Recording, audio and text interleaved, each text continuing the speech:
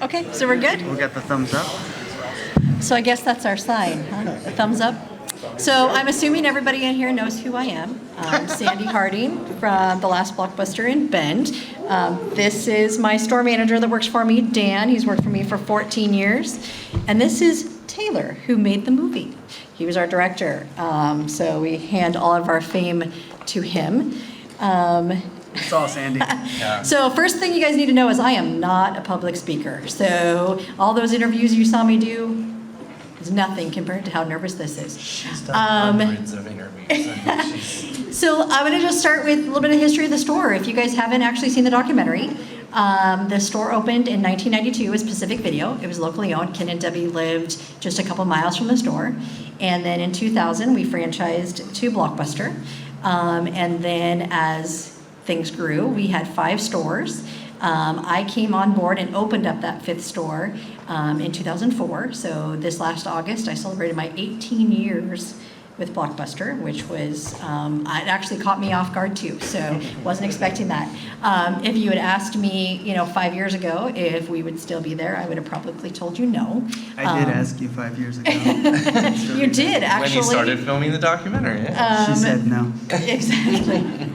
That was actually my very first interview in the documentary. If you see me sitting there with the big lights, it was Taylor who did my first ever interview. And I could have killed Mr. Tischer, who called me at the last minute and said, hey, there's this kid who wants to make a documentary and he wanted to interview me, but I'm out of town, so you get to do this the night before. So it was great. But anyway, so I started in 2004, which was the peak of Blockbuster. We had over 9,000 stores worldwide. It was also the end of late fees program. And so that December, when we opened up our location, is when they rolled out that national campaign. And I had only been with the company for 3 months. So that was quite an introduction to the world of Blockbuster. Fortunately, we were a franchise, so it was a very short-lived program for us. We basically took all of our really good customers and made them all angry. And all of our really bad customers were super happy. If you guys remember back in the day, we used to have guaranteed stock. So suddenly everybody's keeping the movies and we didn't have guaranteed stock anymore. So people would come in and nothing was on the shelves. So it was, although I understood, because I know there were stores that were definitely charging astronomical amounts of money for late fees. We were not one of them. So we went back to a per diem. That was one of the benefits of being a franchise. We were able to do something different than the corporate stores were able to do. And we've always had that unique kind of niche that we were able to do things that they weren't able to do, which I think is part of what kept us going. So as we all know, Blockbuster made a lot of very poor management decisions. And led to a very sudden demise and exit from our video world. But as that was all going on, we were still thriving. We were still doing great, and we couldn't understand why Blockbuster wasn't making, different choices and trying to keep up with the rest of the world. Excuse me, just spit all over myself. Told you, remember, we started with I'm not a public speaker. But anyway, so we really did do a lot of really unique things. We talked a lot about that in the documentary, but we really focused on customer service. Obviously, anybody in here who's ever been a customer or owned their own business knows that that's the number one thing. If you don't appreciate the people walking in your door, how are they going to appreciate you and help keep you going?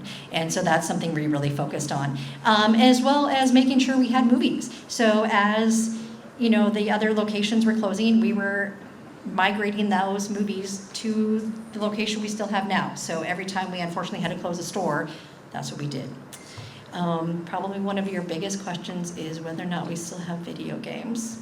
And I'm very sad to say we do not. It was one of those tough decisions that I had to make, and it was actually right before we became the last one. Unfortunately, as the DVDs have depreciated in value, video games have not. As you guys all know, they're still just as expensive as they were 10 years ago. And now we have all the streaming services that also you guys can download your video games. You don't even have to go buy the hard copies anymore. So for me to be able to rent those video games and turn a profit is just not feasible anymore. And These so guys still like the hard I copies. know, Yeah. they still like the hard Everyone copies. wants the I know. hard Talking about copies, it. yeah.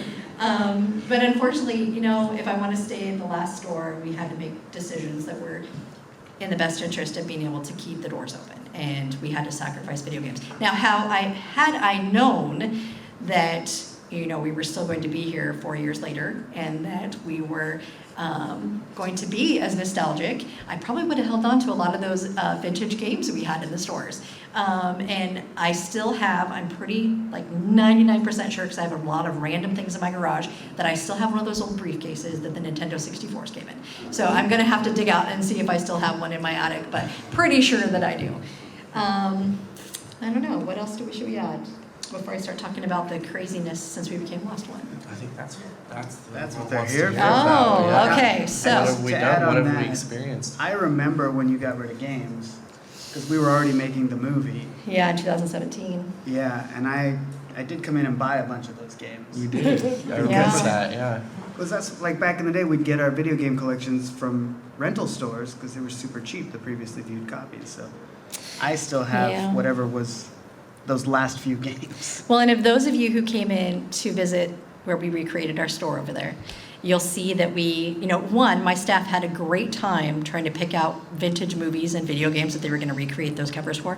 But in getting ready for this, you know, in the last 6 months or so, I actually found an entire box of those game covers, and we were like super excited. So those are the original ones from Blockbuster. The DVD one we had to recreate, but the game one, I was like, it was meant to be that we would be able to have a box of those game covers somewhere to be able to do this. But yeah, I mean, video games were a huge part of our business, and I mean, I still remember those 5-day rentals. I think I still have some stickers that say 5-night rentals somewhere in the store, but it's a very sad thing. So then in 2018, we closed our last location in Redmond, which is where the big sign is from that you guys saw over there.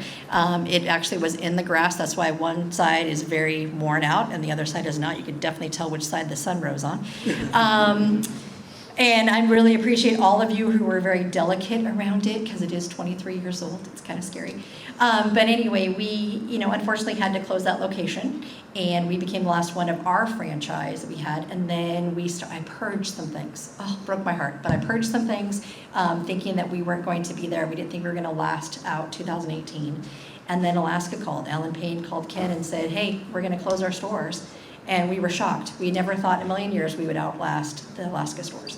And then the whirlwind happened. And did any of you guys have the Blockbuster beer? Did anybody come to Bend and do that? So we did. I know I have some in my garage too. But we actually teamed up with 10 Barrel, who is owned now by Anheuser-Busch, but it was originally a Bend brewery. And they reached out to us again before we became the last one and said, hey, we're going to do a charity event and we would love to bring attention to your store and that you guys are still here. And I was like, that's awesome. And that is, you know, after the John Oliver stuff. And no, I do not have the jockstrap in our store. Everyone asks I about know. the jockstrap. I know, it's just don't crazy. know. That's the one thing. But that is back in Australia with Russell Crowe. So sorry, we don't have that one. But it was around that same time that it happened. So they were kind of trying to help bring some attention to the fact that we were still in Bend and the Alaska stores were not the last stores. And they decided to create a Blockbuster beer. And so we did a Sinister Black infused with red licorice. So it was like the perfect thing. And we were making, it was good. But infused with licorice, I mean, you could infuse it with popcorn, but it would be gross. So licorice was way better. It's gross anyway. But anyway. It's delicious. It looks nice on my shelf with all my other Yeah, Blockbusters. exactly. Okay, you're losing the point. So we teamed up, made this great beer, and everything was going great. We were planning this. Didn't really talk to Dish Network about it because it was supposed to be a local thing. It was supposed to be small, not a big deal. And so then we became Last One. So we literally had over 1,500 people in our parking lot, and they ran out of beer in about, an hour or 2 hours? They had to limit what people could buy. They kept running back and forth to the brewery to get more. I had my store smell like beer for several days after we were done because people were walking around with their cups of beer everywhere. And we had no idea. That was probably the first thing that we did that made us realize just how crazy things were about to become. But we had a lot of fun, and Taylor was there. You had your little machine that flies around in the air. What is that called? A drone. Thank It's you. called a drone. Yeah, see, remember, I'm from Blockbuster. I don't do new technology. They don't have Future. phones in the 90s. Definitely not. So that was, that was the first big thing. We had not ever sold merchandise before. Suddenly we had people asking us for t-shirts and sweatshirts. So I called our local father and son team in their little 1,000-square-foot building that used to be a gas station to see if they could make us a bunch of t-shirts for everybody. And they jumped on board. They got a couple other stores to help them, and suddenly we were in the t-shirt business. So everything that we sell, with the exception of the Blockbuster game, which is on our website and at the store, is sourced or printed in Bend through another small business. So we're incredibly proud of that. We could definitely buy, those polo shirts somewhere else and get them cheaper and not have to charge $60, but we're supporting other mom and pops, and that was way, way more important to us. And without that merchandise, we would never have made it through the pandemic. That was the big thing. We had the fortune, I don't know how many of you out here own your own small business or have been involved in that before, but small businesses took a huge hit during the pandemic, as we all know, and we were all trying to do DoorDash and all those things and trying to support everybody. But we would never have made it through without everyone's love and support and buying those $2 membership cards and the different things that they have done. So we're very grateful for that. And that brings us kind of up to now. And we have done so many cool things. I think that's probably the thing that, in addition to Taylor making this wonderful documentary that did really well, and we have not, the whole Netflix thing is not lost on us. They did it, Netflix picked it up, and I think the irony of that is not lost on anyone in this room. But, in addition to that, I was on the To Tell the Truth program. Got to go meet some really cool people. Fluffy was one of them. He's super cool. Gabriel Iglesias, if you don't know who Fluffy is. Dan got to go on a game show as well. I went on Jay Leno's game show. Yep. Yeah, I don't remember what it was called, but I won. Yeah, I won $5,000. If any of you are curious about that. It was really cool. You bet your life, by the way. Oh, you bet your life. Yeah. And then Ryan, who runs our social media, you guys probably saw him around in his Blockbuster shirt with a camera. He turned 18 when we became the last Blockbuster in the world, and I was supposed to go to London. The Dave Barry Breakfast Show reached out and said, hey, we ran an ad or whatever they do, and asked our listeners, what's the oldest thing in your wallet? And overwhelmingly, they kept saying that they had their Blockbuster card still in their wallet. And the Blockbusters in the UK had been gone for a long time. So, that was kind of crazy.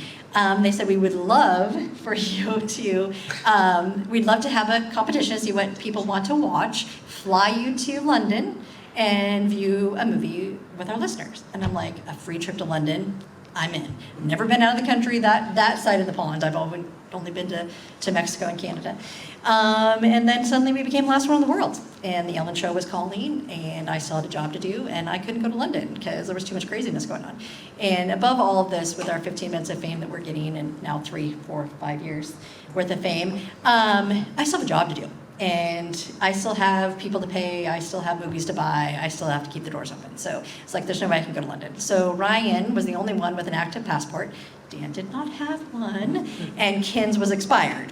So my son, who just turned 18, which, by the way, the legal drinking age in the UK is 18, got to fly to London and take Point Break, which I think many of you have probably seen, to watch. And it was kind of funny because the biggest challenge, as we in America know, the studios have bought and sold movies a million times. So suddenly we went from, Warner Brothers owns this, to no, Fox owns this, to no, Sony owns this, and trying to get permission to be able to watch the movie with a bunch of people was kind of crazy. But he had a wonderful time. He got to go over and drink some beer. Because he runs our social media, he took a bunch of stickers and vandalized the streets of London by putting up Bend, Oregon Blockbuster stickers everywhere. And we actually had people that traveled to London, came back and said, hey, we saw your sticker on the light pole outside of the Abbey. And I'm like, oh God. And then it was great. He actually had the police approach him at one point, and he thought for sure he was in big trouble, and all they said is, are you really from the last Blockbuster? And they took pictures with him. And so he was just scoping things out, and I wish he was here to tell you the story because he had the best time. And so, again, we've gotten to do some really unique things. This is our first time ever being out of the store as far as doing this and creating our store. So as I've said all day, it was a labor of love to pack all that stuff up in a 20-foot U-Haul and bring it over here. But we did it. We're all tired, our feet all hurt, but we loved it. And you guys have been so wonderfully kind to us and coming in and taking pictures and talking to us about the store. And I just can't tell you how much I appreciate all those kind words everyone has for us. So you guys turn. So Taylor, talk about the movie, Taylor. Yeah, I'll talk for like a couple minutes and then we'll open it up to questions if anybody wants to line up by the microphone. But yeah, it was wild. We saw this Blockbuster video in our town that I couldn't believe it was still a thing, right? We all knew. Stores, right, at that time. Yeah, when I first moved to Bend, the East Side one was closing. Yeah. It was that month. And I went in and bought a bunch of clearance video games and a bunch of DVDs. And I was like, okay, I got here just as this town was running out of Blockbusters. That's cool. And then a year, when did that close? 2015? Yeah, I think it was about 15, 16, about the same time we closed our Madras store and our South. We actually ended up closing 3 stores within probably a 9-month period, and all of them for different reasons. One became a Verizon store, one became a parking lot, and then the other one, we had cut in half, and then suddenly, the corporate stores all closed, and we had actually taken the sign down when we cut the store in half, because it was a huge 9,000 square foot store. So we cut it in half, we couldn't support that much space anymore. And we took the sign down the same week that Blockbuster announced they were closing all their stores. And so everybody thought we closed the store. And people were coming in telling me that I closed my store. And I was like, oh, I promise you I didn't. If it's closed, I would be the first to know. It's not closed. And it was a huge store next to Costco, which was a very busy area of Bend. And so it was kind of nuts. But yeah, we closed all 3 of those stores within a very short amount of time. Yeah. And so then I was driving around the town for a couple of years, passing by this sign that said Blockbuster, and thought, because all over the country there are signs that say Blockbuster. You can go find them and take your picture with them. They're all next to vacant buildings. Yeah. Some of them still have a drop box. Some of them are a have turned liquor the ticket store. into different names now. The one in Some are DC that I liquor lived store. by said liquor in the Blockbuster ticket shape, yeah. but it was in it white and said the word liquor. Best liquor store in town, because Blockbuster. But yeah, and then one day I came in and there was Sandi and there were these customers and it was like no one had told them that Blockbuster closed. It was 2017 and they were just like, no, it's 2005 and we're doing fine. And it was just crazy to see the store. I mean, it smelled the same, it felt the same, and it had all the new releases, which was not something you see. It smells like old popcorn, by the way. Has anyone in here been in our store? Okay. Yep. So yeah, So you know. it is a So- time warp. We haven't changed any little bit No. about the No. store. So when you walk in there, it's 100% authentic in there. Yep. Right. And we haven't changed our prices either. So that's one thing that we have kept our prices exactly the same. And nobody can believe that. Nobody can believe they come and get a 99-cent family movie for a week. It's like, yep. Yeah, that's awesome. Mm-hmm. How many people rent 99-cent family movies? A lot. A lot. Yeah. And you'd be surprised how many families still come into the store. Everybody always thinks, oh, they're older people who don't have internet or who don't know how to work, their Netflix. And it's not the case. Yeah. Especially... It's partly the case. It is. And those people... Don't get me wrong, there's a lot of old people that come in there because they don't want to stream. It is, but we have a lot of new families that come in. And that's kind of fun to watch them bring their kids in. Their kids are like, why? Why don't we just turn on Why Netflix? are we doing this? What is this? What are we doing Yeah, here? and we're like, this is before we had cell phones, people. And it's like, this is what we used to do. And the best part is, they pick it up and then they wander around and then you see the kids getting excited because they're over, in the Scooby-Doo or whatever they're into and they're grabbing them all. And then their parents are like, no, just one. And then I'm just kind of chuckling going, and you used to be those kids that your parents were like, oh, no, just one. So it is fun. And we do have a lot of people that come in with their kids. But we have a lot of older clientele too, and those are the ones that have kept us going all these years. When things were tough, they're the ones during the pandemic, and even though Governor Brown We were not one of those stores that had to close. We still did for a couple of weeks because we wanted to keep everybody safe, and nobody really knew what to do. And so we started offering curbside service, which we had never done before. So we had people calling in, and people were calling me at home, wondering when I was going to be down there checking in movies so they could come by and get a movie. And anyway, it was great. Everybody kind of pitched in and kept us going. So. That's such a wild concept to think about how many steps it takes then. Yeah. You got to call, somebody has to go get a DVD off a shelf, then you got to meet them in the parking lot. No, Yeah. before we meet them Do in the like a parking drug lot, we deal. have to check it out to them. Clean it. Over the Inside, phone, clean it. On your vintage computer. Yeah, pay over the phone, Pay bag over it the up, phone. then look for their car outside. That is until serious we get there. commitment. Like to see Die Hard 3, that is so much work. It's way too much work. Totally worth it, though. It's totally It worth was. it. Yeah, not for Die It was Hard great. 4, but yeah. Should we get some questions Yeah. from Sure. these fine folks? Well, first, Is that microphone on? That's good. Yep. yeah. I'm just trying to line it up. But first, I want to thank you so much for coming. I told you this earlier, but it's been my dream for years now, even though there's not a lot left, to someday work at a video store or start my own Mine too. video game collectible store, because I would love to meet the other collectors, and I'm still collect home video myself, and I'm in home video collectors group on Facebook, and I try and tell people as much as I can, there's still advantages to watching stuff on home video over streaming, and even though sadly chain video stores are dead, 'cause just real quick FYI, the last actual chain, I'm pretty sure it's called Family Video. They're gone. Yeah, they They closed closed during in the pandemic, yeah. 2021, During but the COVID, good yeah. news is we've still got Movie Madness here in Portland, Scarecrow Mhm. Video in Seattle. I think there's one in Kaiser, Oregon. I think there's. Yeah. And I know I told you this earlier too, but if you have, I don't care if it's in your grocery store or if it's just your little local mom and pop, support them. Go in and see them Exactly. because it really is a labor of love, like And I've said a couple of I think times. maybe one in Astoria, because last time I Oh, was there there, I might be. remember going by one. But ties into my question, and if you don't know, it's fine. But do you have any? Do you know the rarest like DVD or Blu-ray or any?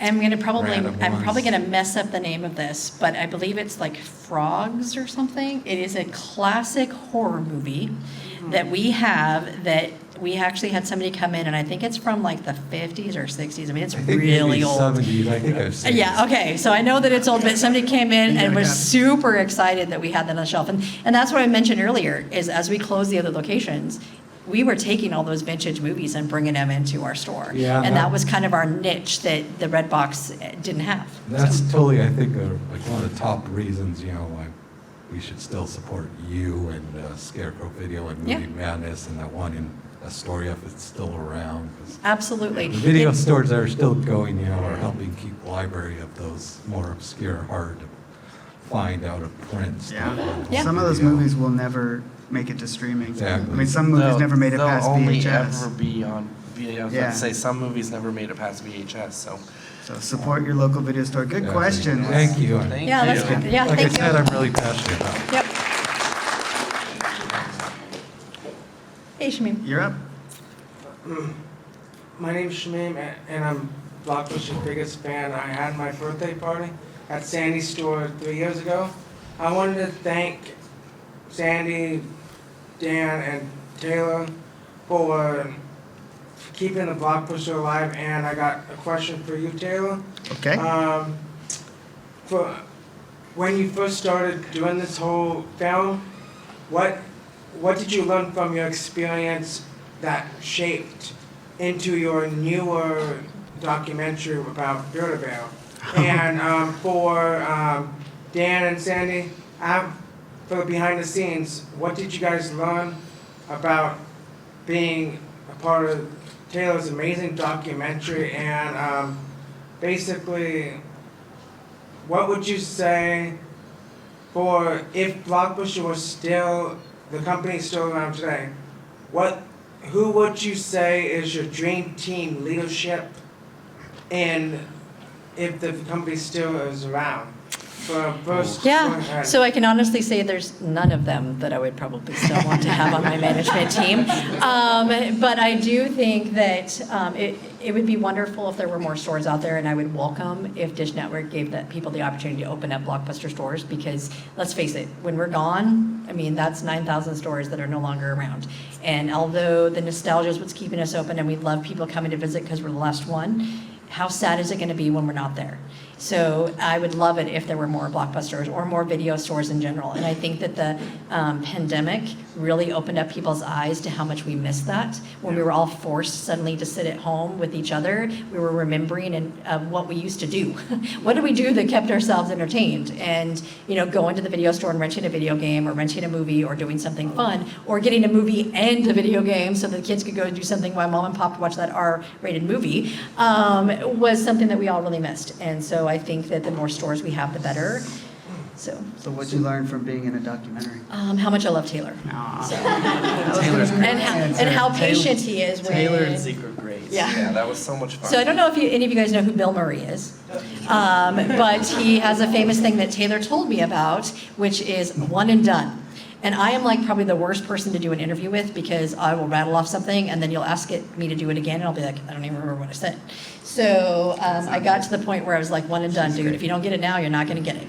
So, but no, I think I learned a lot about myself doing this, because my very first interview ever, and I was so nervous, and by the time we were done, Taylor was so great about making me comfortable when we were doing it, that it was more fun than work.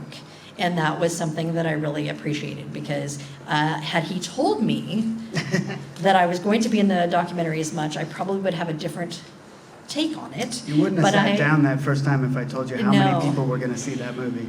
But I had no idea that he was going to put all of that into the movie, and that suddenly people were going to be telling me I was, I'm very privileged. She's a local to celebrity. Yes. I'm very privileged to be the face of the Blockbuster name, and to be able to represent all of us in Oregon and all of us in Bend, and to be able to keep the store alive. But I am not under any illusion that it is all because of me. My team works very hard, and the owners of the store are amazing and supportive, and I would never be able to do my job without them. That is lovely, Sandy. I will say that our movie would not have been successful at all if not for you.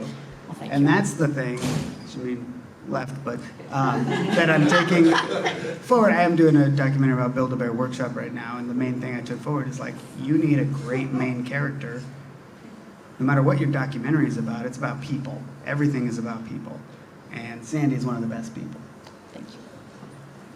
Next question. Yeah. Thanks, guys. Give it up for Sandy, you guys. Thank you. Hi guys, Summer. Actually, my first job at 16 was at Blockbuster, and I have officially stolen a movie from every Blockbuster I have. I forgive you. What is your most rented video to date? Probably in our location, Goonies. Yeah, Yeah, Goonies rents a lot. we really push how it's Oregon, and that we all love it. And I can tell you it's probably the most movie that's stolen. No, actually. Goonies and Fear and Loathing are Yeah, probably the two movies but that Goonies, stolen. we're constantly replacing that on the shelf. And it's really not stolen, because people have their credit cards on file and we charge them. But people come in and either rent it or buy it. I mean, we always have it on the for sale shelf, and yeah, probably Goonies, I would think. And close behind that would be the classics, Back to the Future, Indiana Jones, Star Wars, Jurassic Park. The Marvel movies definitely support the store. So Captain Marvel, and no, that was not our location. Disney did not reach out. We don't have wooden shelves anymore. But we do have a funny little story about that, and I'll catch the next person. I'm sorry. We still have 15 minutes, so we're good. But we actually, in the movie, when she crashes through the ceiling, and then she turns around and shoots the cardboard cutout, we actually had someone who watched that, who loved that so much and loved our store. They found that cardboard cutout in their community, brought it to Bend, set it up in the middle of the store, and donated it to us. So now we have that True Lies Arnold Schwarzenegger cutout in the store. store. So, and we get those kind of wonderful things. I have my pin, if you guys didn't notice it today, from the first gaming championship for Blockbuster that someone donated to the store, and it just happened to be, whatever fate, whatever, that they donated it before we were coming here. So it was kind of cool. Super cool. Thank you. You're welcome. Thank you. Hello. Hello. So, I used to work video retail, so I appreciate the work you guys did. And my girlfriend of several years at the time, she was working at a Blockbuster. They got the rug pulled out from under them Yeah. too. So I feel this thing in most of those stores. The question I got for you, part of my big Blockbuster fascination growing up was checking out all the direct-to-video stuff, like your Full Moon Night releases and whatnot, all the good stuff, right? We still have a lot of that good Still stuff. makes some of the Oh, best yeah. games, DVD stuff. So knowing that they're still around and that, there's definitely appreciation for this, do you find that the market is still there, supporting these releases? I do. People really do love the independently made things. I mean, obviously our documentary did very well, but we do have a lot of people reach out, and that's actually the thing I think we get the most emails and phone calls about too, is independent filmmakers who want to donate their movie to our store, which is great. So it helps kind of keep that thing alive, that we have unique titles that you're not going to find everywhere else, not unless you have 7 different streaming services. So I think that there is a niche for that. I think that there's still such a love for movies. And there's a lot of independent. I mean, we've got part of the film school here too. I mean, We've it's a added great thing. so many of those kind Yeah. of movies to our inventory because so many directors have reached out and said, I want my movie on your shelf. I'm a huge Bobby Rowe fan. I don't know if any of you have seen The Houses October Built. They're fantastic. He actually came into the store. I met his family. We have his movies on the shelf now. So Yeah. we've just had a lot of really great indie films make it into the store that we never thought we'd have in there. Yeah. So All right, thank you very Yeah. much. Great question. Yeah. Hello. Hello from Alaska. I actually Okay. yeah. I live a mile away from the John Oliver DeBar location before it got shut down. So you worked with you knew Kevin then. Oh yes, eccentric guy. He is a great guy. But can you give us a little bit more details to why specifically the ones up in Alaska shut down? Since Yeah, unfortunately, I don't know what Alan's decision, what made that decision for him. But you have to remember, he lives in Austin. So, and he originally had, I think Border Entertainment, which is who originally had that store, and then I think Alan took over it. I believe if they weren't the biggest, they were close to being the biggest franchise for Blockbuster. And they had the most locations nationwide. And I think that it got to the point where, he lives in Austin, his Texas stores closed. I think they closed the last one at the end of 2017. And so by then, I think he was just not sure how much longer and not sure how much more he wanted to travel to Alaska. And I know that he had Kevin, who was the store manager, who had worked for him for years, and I got to meet Kevin. He actually came down for the beer event when we had our big collab with 10 Barrel. I know he had him up there, and he had a wonderful staff, and it was very sad for him because they both were in Bend at the same time, and he had told me how much he appreciated Kevin's hard work.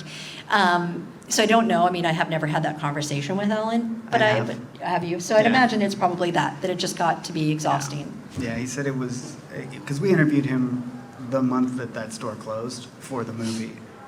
That wasn't on purpose. It's just how it happened. We wanted to go up and film at the store, and he was like, well, I'm in Oregon and it's closing, or it's Yeah. closed. So, If you don't- but he said it was just a matter of seeing the writing on the wall, seeing the trends. He was talking to us about data and all these things, and it was like, if you can keep it open and it breaks even and everybody gets to go and enjoy it and it's this great thing, that's great, but it's going to start losing money, and then it's going to start losing money rapidly, and then it's just not financially viable. if you don't mind me offering a little bit of context too, less than 10% of the Alaska landmass has access to internet. Right. And some places like in Fairbanks or Soldotna, which were still immensely profitable, less than half of those cities had access to internet. And even if they did, it was metered. Like in one village, you had to pay per gigabyte total transfer. Yeah. So when the ones up there closed down, locals had to start scrounging together to figure out making their own local base, because now there was no way for half the population to watch movies. And that again was why we were shocked. We were all Yeah. so sure they would be That last. we thought they would We all knew outlast it. us for Thank you. sure. And thank you Yeah. for coming to visit from Alaska. Yeah. I don't know if you guys know about the free Blockbuster movement with the little Yeah, the little things. They need Those are those in cool. Alaska. Yeah, they do. They should pop those up. Yeah. Put them in the Blockbuster parking lot. There you go. Yeah, our local Blockbuster turned into a Lego shop, so I'm glad y'all are here this time. There you That's go. kind of Yeah. cool though. At least you get the Legos. Just a random one, like from the day to day. Is there like a movie that like sold like really well that you guys were like, really, this movie in particular? Okay, I don't know about Dan probably because he does more the day to day, but I can tell you that probably the thing that made me laugh the most is I had an elderly woman come up and rent Ted. And I'm like, you know that this isn't really about a cute little teddy bear, right? And she's like, oh no, I think this is awesome. And I'm like, okay. So I just was fine. So you can never judge a book by its cover. But you can probably answer more of the day-to-day things that maybe have surprised you. I mean, that is when you get older people that come in and they pick these movies up and they come up to the counter and you're like, okay, or like kids wanting to rent Sausage Party. It's like, well, you can't. This isn't a movie for them. I'm sorry. So it is like a lot of. It's hard to answer that question because there's not really a lot of stuff that shocks me anymore at the store. Like I've had so many different experiences and conversations and moments happen where I don't even blink an eye at it anymore. It's just like What about- I think going through filming the documentary originally, that was like a wave, and when we became the last one, that was a wave, Yeah. and it was like overwhelming, and we had to learn to do all these things on the fly. But now, 5 years later, nothing really like catches me off guard or shocks me anymore. And when it does, it's like, whoa, that's never happened before. What about Sandy? You still buy all the movies. Yeah. What's something? With Dan's help most days. Yeah. So I know, I think Alan told us the story of how they bought way too many copies of Titanic because they thought it was going to be huge, and then it just sat on the shelves. Has there been anything where you either bought way too many copies or way too few? Oh, there's lots of things that are Okay. way too few. Yeah. It's always way too few. It's never Yeah, way way too too many. much. We don't run out of movies anymore. No. Like when The Dark Knight came out, I remember there was like 98 copies of that movie, so we did like a triple Yeah. bang on the back So that's wall. one We don't thing get that- those anymore. It's like Yeah. 16 is like the most we get of a movie. And you have to now, remember so. that when the pandemic hit, Hollywood shut down. And one of the, RevShare was a big program, and I know you guys who watched the documentary know that Ken kind of talked a little bit about RevShare, but it was where studios gave us all deals where we could buy a bigger amount of movies to have on our shelves. So that's why when you come in, there'd be 200 copies of Spider-Man 3 on the shelf. And I remember when The Day After Tomorrow, which I actually do enjoy that movie, but I remember when it came out and we had 3 bays and this huge thing. It was the first wall I had to build. And we had, or Troy, oh my God, we had so many copies of Troy.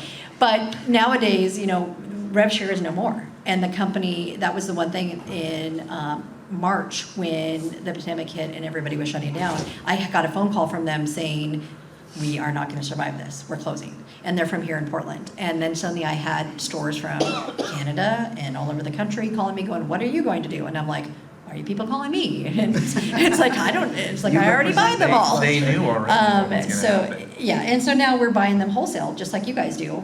I'm going to Walmart and those places. We do have one vendor we get them from, but it's wholesale, so we can't afford to get 50 copies. Plus, we they get 18. don't ever rent out, so we don't. I mean, I Not think as the last much. movie that we rented out of was Everything Everywhere All at Once, but we only had 8 copies of it. So Yeah. it's a pick and It's choose. Eight You know. copies. Yeah. Thank you for your question. So back in the day, my brother and I, when we had the N64, we only owned Mario 64. Of course. So for like 10 years, we just rented games from Blockbuster because we didn't know we could buy our own games. So anyway, thanks for that. I appreciate it. Oh, yeah. But the next question I have, and I hope it doesn't get heavy or anything like that, but when I asked one of you at the inside the room, I asked about the partnership with Netflix and the new show that they're Yeah, making, 'cause we talked about that earlier. Yeah, because how I think we- it's important to like pay homage. It's like paying homage to something versus cashing in on something. So I was hoping maybe you could talk a little bit about that. Unfortunately, I mean, we hate to talk negative about Netflix, but that's kind of what they're doing. Well, and it we actually have- isn't we have no Netflix, so- affiliation with But it isn't the show. Netflix. It's So this modeled is, after us. when the documentary came out, or right before it did, I had people reaching out asking me if they could make the Blockbuster musical. I mean, I had people reaching out about everything. So there were several production companies who wanted to do a show. And so we knew that. And so they all pitched their idea to Dish Network. And Dish Network chose one that they thought was the best concept. And it was originally supposed to be on Hulu. And then Hulu at the end kind of backed out, and then our documentary hit Netflix. And so then once our documentary hit and we were, in the top 10 and everybody was It watching stayed it. in the top 10 Yeah, for and in good Canada, I reason. think it Still was. in the popular section. Yeah. So when that happened, Netflix is like, yeah, we'll take it. And so that's kind of how Netflix. So it wasn't an original Netflix thing. It was another company that came in and pitched it to them. And I don't want to talk negatively about Netflix or anyone, because I can tell you that even Family Guy just did that episode, and which was, we do not have shotguns in our store, just so everybody knows. And we don't charge people $30,000 in late fees. But every show that does something, every time someone mentions our name is a positive thing for us, because then people remember we're there.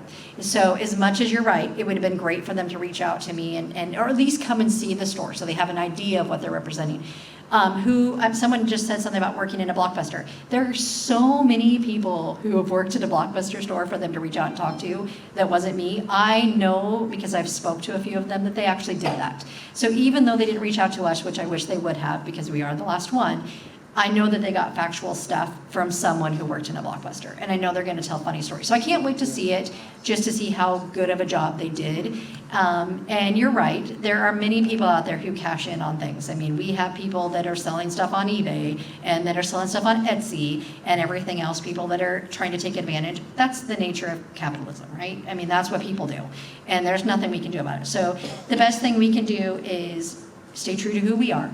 We buy our stuff local. We don't try to cut in and buy things from China that, you can get 1 million copies of something for half the price we can buy it from the mom and pop shop. And we stay true to ourselves, which is what we've done the entire time. And that's what's going to keep us alive. That's what keeps love and support for us. So Netflix can do what they want to do. People on Etsy can do what they want to do. It's not going to change who we are.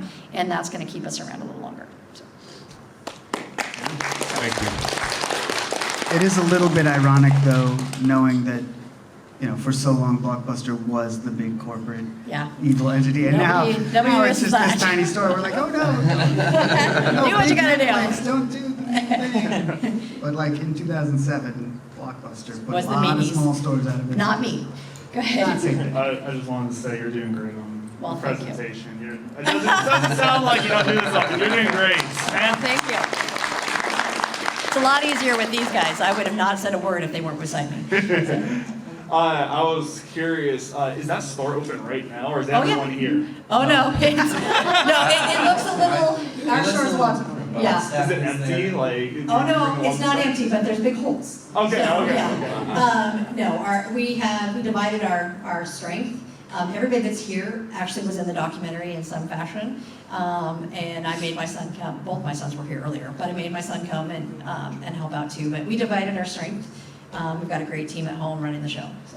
That's awesome. I had one more. Do you host any video game competitions, tournaments? No. So during the pandemic, we did comedy shows and all that kind of stuff pre-pandemic. Yeah. Since then, we haven't done anything. So this is the first real big thing we've done after that. We did recreate the beer. So you guys are all in the inn here because we haven't announced that yet.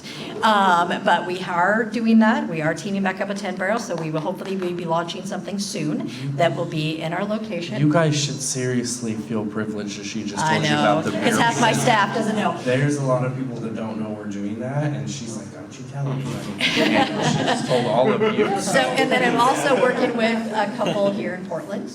As Shamim mentioned earlier, he came and did his birthday party, and we had lots of different people who've come and done, their anniversary photos, their engagement photos. But we are actually working with a couple from here in Portland that want to come get married in the store. So we are working on that. Yes. Yeah, we're going to be. So we are trying to do some other fun things that are unique and different. And again, it's awesome when we can do something with someone from Oregon, somebody in this local. I live in Clackamas, and where I grew up, the Blockbuster there. It's actually right next to a Hollywood Video Game Crazy, and they all shut down at what seems like the same time. So It was very my quick. head blew off. It was crazy, but it's now a dentist place. So Yep. there's that. But yeah, I would totally come for a competition. It's 3 Well, hours and I away think, from here. Gerald and I were talking about that today, so he was talking about recreating it, but we're down to a minute and a half, so yeah. thank you for your question. Thank you. So, Great costume too. yep. So you're the last franchise alive. How much do you still have to deal with Dish Network? And So do you we're- still have resources available? We do not.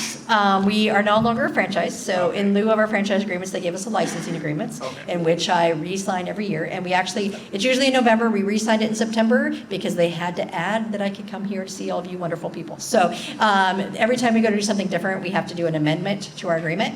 But, you know, they have, Dish Network, I know, gets a bad rap because they closed all the stores, but you have to remember that they bought them when they were in serious trouble, and they really did try to save them, and they've never been anything but kind and offered us support from the beginning. Yeah, they So I have never gotten an indication that they won't keep working with us, but there is no support. We do everything ourselves. So, thank you. Got time for one last quick question. Yeah.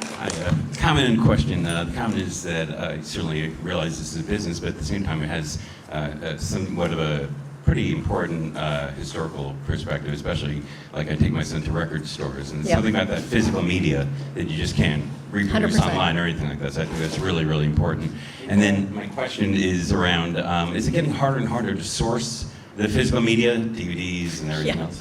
Amazon is my friend. Yeah. So if you'd have told me that a few years ago, I would never believed it either. But we are definitely Prime members, and we get really They spend ship, a we have a lot of stuff. Prime boxes shipped to the store. Our mailman does not like some of our days when we get things, but we have a really good relationship with him and the UPS drivers. So, but yes, it absolutely is. And the more unique it is, the harder it is to find. So that's when I really do appreciate the donations. So we have people from all over the country who donate VHS copies, DVDs, all of those things. And again, I mean, the amount of support we have gotten from all over the world, all over the country, has been phenomenal. And it, you know, someone actually asked me one time what it would feel like when I closed, when we do eventually close, which I hope will never happen.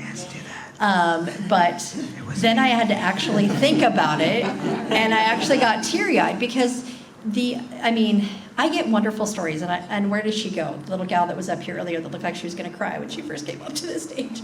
Anyway, I get such wonderful stories. I know we're out of time, I'm sorry. But I can't tell you how heartwarming it is when I have a girl come up, and I had this gal standing next to me with tears in her eyes, and she was telling me about her dad had passed. And her parents were divorced, and she would spend her weekends with her dad. And that was their thing to do, is come to Blockbuster. And he had recently passed. And so she came to visit the store and shared that story with me. And I get so many, gosh, I'm getting kind of emotional. I get so many wonderful stories. I had a gal whose son was special needs, and he had a hard time reading. And so they would come in and get movies, and they would put the closed caption on. And that was how he learned to read. And those are stories that make the experience of Blockbuster wonderful. And I will be so sad when I don't get to hear those stories anymore. People will be telling you those stories for the rest of your I life. hope so. I Whether hope you're a so. Blockbuster. So, thank you. Thank you guys so much. Yeah.